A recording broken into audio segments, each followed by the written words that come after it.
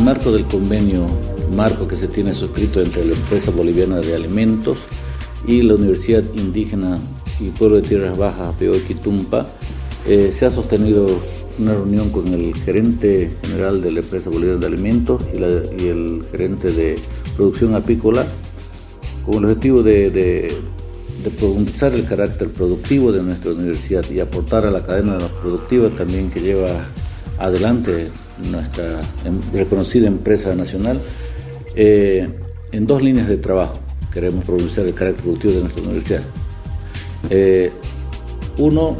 el fortalecimiento a la producción apícola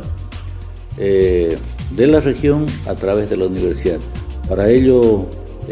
dentro de los predios de la universidad también vamos a producir cierta cantidad de miel para nuestra empresa, como también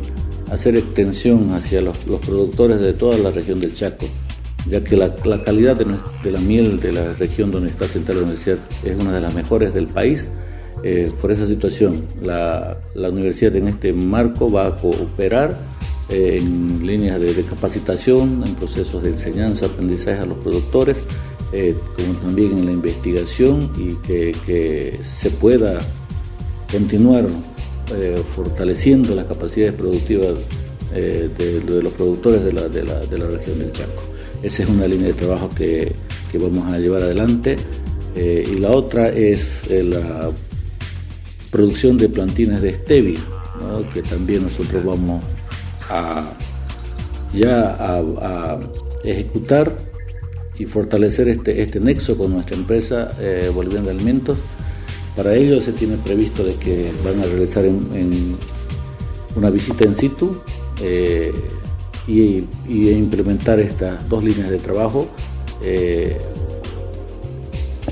cuando sostengamos una reunión de inauguración de todas estas actividades que estamos pensando hacerlo en nuestra universidad.